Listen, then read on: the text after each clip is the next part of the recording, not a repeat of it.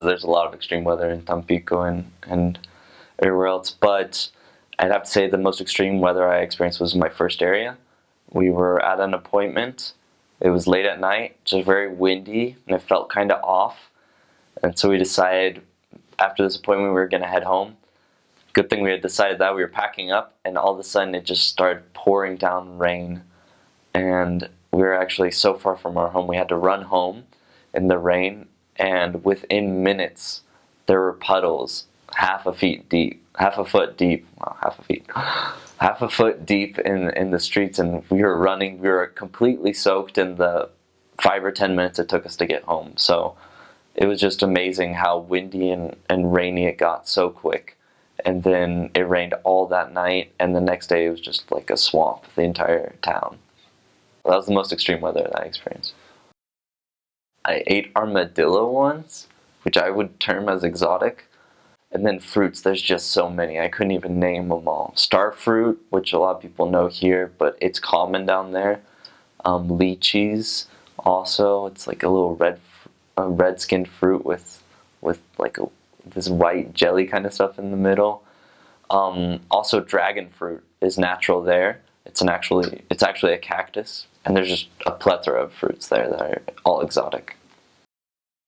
I was never really close to a gunfight or anything, but in one of my areas we're in a district meeting, and we just got a bunch of reports from members on all of our phones and everything.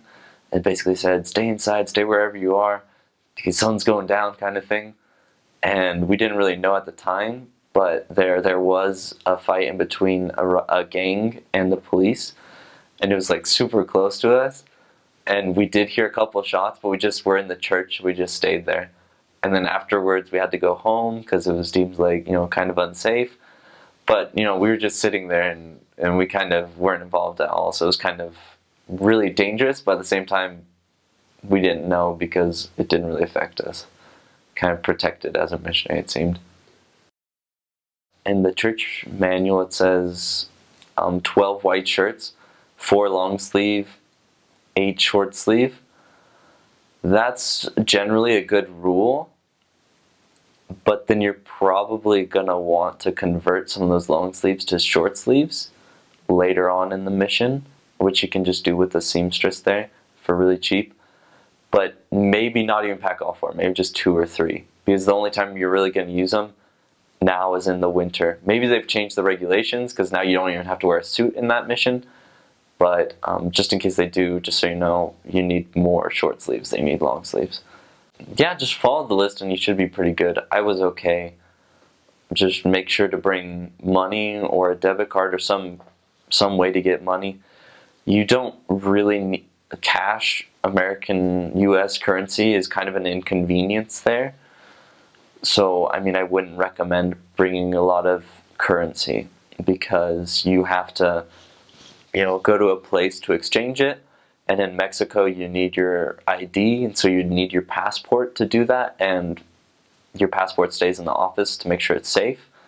So it's probably a low likelihood you're going to get that. So just for easy thing, you can get a debit card from home and just use that in ATM there. There's ATMs that only charge you a small transfer fee of $2 or $3 for taking out, of a U.S. account.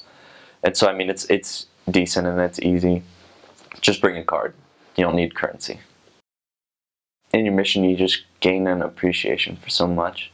And just one of the spiritual life lessons I learned is to study and pray with real intent, and to do it honestly, and to really put effort into it. There's a couple times in my mission where, I just didn't want to study, or I just didn't feel like praying, and the next day or the rest of that day, it's not a good day. And so whenever you do something, do it honestly, do it truthfully, and if you're praying, tell God, like, honestly, right now I don't feel like praying, but I'm doing it because I should, and can you help me feel better? Because we're weakest whenever we feel we don't need to do something, or we feel like, I don't want to do that, / I can't do that, or anything like that. So just the biggest life lesson, one of the biggest life lessons is to always do everything to the best of our abilities, be that spiritually or physically. There's so many spiritual experiences, but one was with one of my converts. We were teaching his family, and they were all ready. They were, the whole family in general was doing everything that they should. But this one brother was just, having a hard time. I don't know if it was making up his mind or just, taking that last step. But he had a problem with, drinking alcohol as well as coffee. And so we thought, oh man, we gotta work with him because he needs to stop doing this. And the hardest thing's gonna be the alcohol, obviously, because he actually even worked for a beer company. It's like, oh, this is gonna be terrible. And so we talked to him about it and how he needed to stop, and that's what we thought would be like the final push to help him. Like that's what was gonna give him his answer. And he said, yeah, I think I'm gonna do that. And so we came back the next week, and it ended up being that he dropped instantly alcohol and coffee, and it was really amazing. But it was funny because he said I could drop alcohol anytime, but coffee, that's the hardest for me.